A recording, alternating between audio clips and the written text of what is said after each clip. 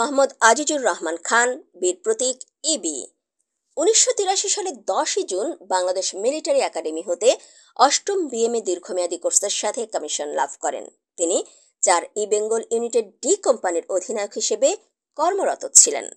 গোয়েন্দা তথ্যের ভিত্তিতে 1984 সালের 2 অক্টোবর আনুমানিক 10টায় দীঘিনালাজন সদর জানতে পারে যে শান্তিবাহিনীর 10 থেকে 12 জনের একটি অস্ত্রধারী গ্রুপ সাধারণ এলাকার ছাতক ছড়াতে যাচ্ছে।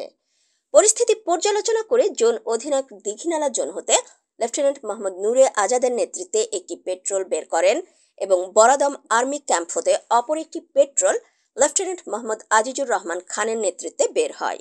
পরবর্তীতে 1984 সালের 4 অক্টোবর আনুমানিক দুপুর 12টার দিকে সেনাবাহিনীর পেট্রোল অগ্রসর হতে থাকে শান্তিবাহিনীর অবস্থানের ওপর রেইড পরিচালনার জন্য। উল্লেখ্য, লেফটেন্যান্ট আজিজের টার্গেট এলাকাটি ছিল পাহাড়ের পাদদেশে একটি খোলা ভূমি এবং তার পশ্চিম দিকে ছিল মাইনি নদী। সেই এলাকাটিতে একসময় সেনাবাহিনীর ক্যাম্প ছিল, যা কৌশলগত কারণে সরিয়ে আনা হয়েছিল। তাই ওই এলাকাটিকে তখন শান্তিবাহিনীর নিরাপদ মনে করত। মুষলধারে চলমান বৃষ্টির মধ্যে লেফটেন্যান্ট মোহাম্মদ আজিজুর রহমান খান পেট্রোল নদী পার হয়ে পাহাড়ের পাদদেশে পৌঁছায়। এ সময় অপারেটর আজহার বলে, স্যার, বৃষ্টি হচ্ছে, তাই শান্তিবাহিনীর গণলাইন কাজ নাও করতে পারে, ভাগ্য ভালোও হতে পারে। তার তখন মনে পড়ল বিএমএ রেড ক্লাসের কথা। প্লাটুন কমান্ডার বলেছিলেন, inclement weather is better for raid. ঠিক এ সময় পেছন থেকে সুবেদার ইউসুফ বেতারে জানালো তারা 4 থেকে 5 জন যাত্রাপথে বেশ কিছুটা পেছনে পড়েছে। তাই টহল দলটি একটি জায়গায় অপেক্ষা করে এবং পেছনে পড়া সেনা সদস্যগণ যোগদান করলে পুনরায় যাত্রা শুরু করে। বেলা 2টায় হঠাৎ করে ব্যাটালিয়ন সদর হতে ফেরত চলে আসার আদেশ আসে। এ সময় একটু সামনে এগোতেই কড়ইতলি এলাকায় একটি ডিফাইলের কাছাকাছি 3 থেকে 4 জন অস্ত্রধারী শান্তিবাহিনী প্রায় 10 থেকে 15 গজের মধ্যে দেখতে পান লেফটেন্যান্ট মোহাম্মদ আজিজুর রহমান খান। এ সময় শান্তিবাহিনীর একজন অস্ত্রধারী দুষ্কৃতিকারী তার দিকে রাইফেল তাক করে। তিনি মুহূর্তেই মাটিতে শুয়ে পড়ে সিঙ্গেল রাউন্ড ফায়ার করেন, যা দুষ্কৃতিকারীর বুকে লাগে।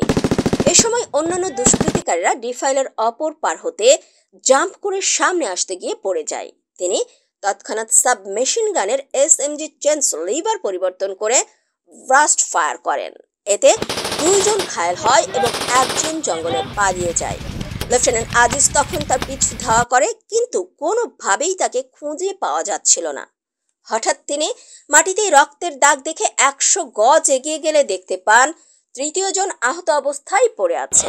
এ সময় তিনি আহত দুষ্কৃতিকারীকে প্রাথমিক চিকিৎসা প্রদান পূর্বক আটক করেন।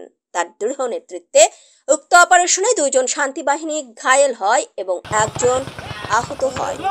এছাড়াও শান্তিবাহিনীর নিকট হতে 3টি অস্ত্র, গোলা বারুদ এবং বেশ কিছু সরঞ্জামাদি উদ্ধার করা হয়।